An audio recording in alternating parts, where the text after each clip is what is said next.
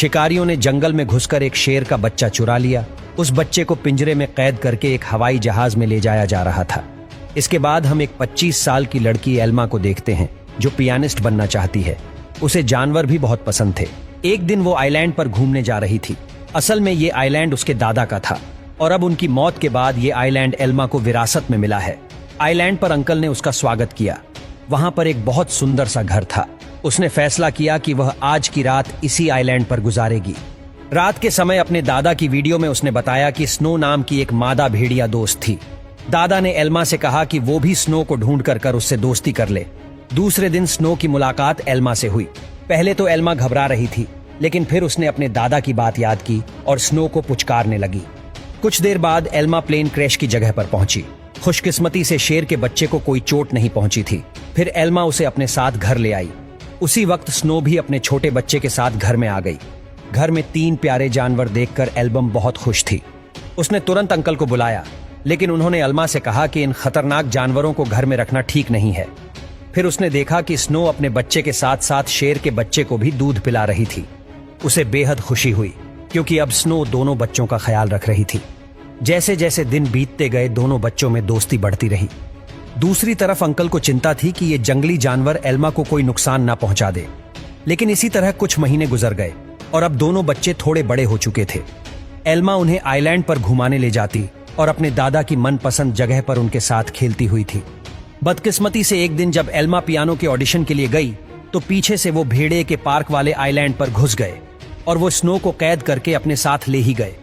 जब वो घर लौटी तो उसके होश उड़ गए। उसके घर का सारा सामान बिखरा हुआ था क्योंकि दोनों बच्चे भूख की वजह से परेशान हो गए थे। एल्मा ने स्नो को ढूंढने के लिए पूरा आइलैंड छान मारा, लेकिन स्नो तो वहां थी ही नहीं। अब उनका सारा समय जानवरों को खाना खिलाने और उनका पूरा ध्यान रखने में जाता था। एल्मा को जैक और ड्रीमर से बहुत प्यार था और बदले में जानवर भी उस पर जान छिड़कते थे। देखते ही अब दोनों जानवर बड़े हो गए थे। अंकल जो शहर से उनके लिए मांस लाया करते थे, लेकिन उनके पास जाने में उन्हें डर लगता था। उन्होंने फिर से अम्मा को समझाया कि इनके साथ रहना खतरे से खाली नहीं है, लेकिन एल्मा किसी कीमत पर उन्हें छोड़ने को तैयार ही नहीं थी। एक दिन माँ बेटी कश्ती में आइलैंड के नजदीक आए। उन्हें देखकर जैक उनके पास जाने लगा। जैसे ही एल्मा ने यह सब देखा, वो जैक को रोकने के लिए भागी, लेकिन वो एक पत्थर से टकराकर नीचे गिर गई और उसके सर में चोट लगने की वजह से वो उसी वक्त बेहोश हो गई। कुछ ही देर में जैक और ड्रीमर एल्मा के पास आए और उसे उठाने की बहुत सी कोशिश की, लेकिन कोई फायदा नहीं हुआ। वो कई घंटों तक जोर जोर से आवाजें लगाकर मदद के लिए पुकारते रहे, लेकिन कोई नहीं आया। जल्द ही रात हो गई और दोनों जानवर एल्मा से सटकर बैठ गए। उन्होंने पूरी रात जागकर एल्मा को गर्माहट दी।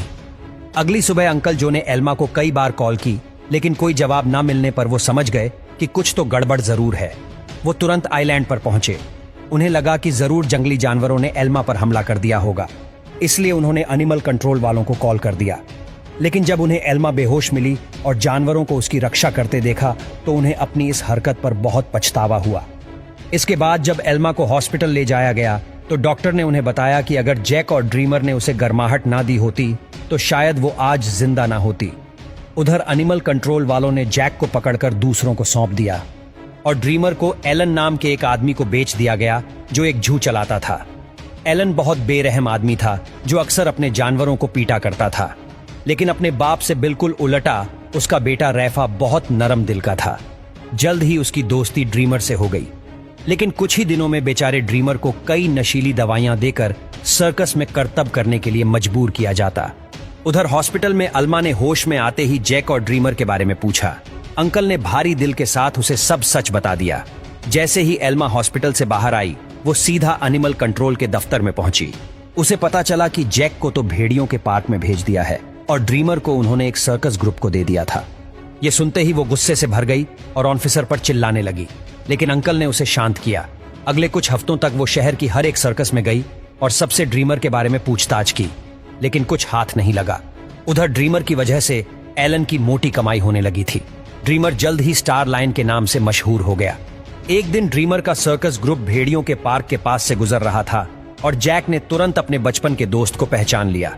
जैक अपनी सूझबूझ से पिंजरे से बाहर निकल गया। एली ने जब ये देखा तो वो समझ गया कि जैक बेहद समझदार है और वो जरूर कुछ ना कुछ ढूंढ रहा है।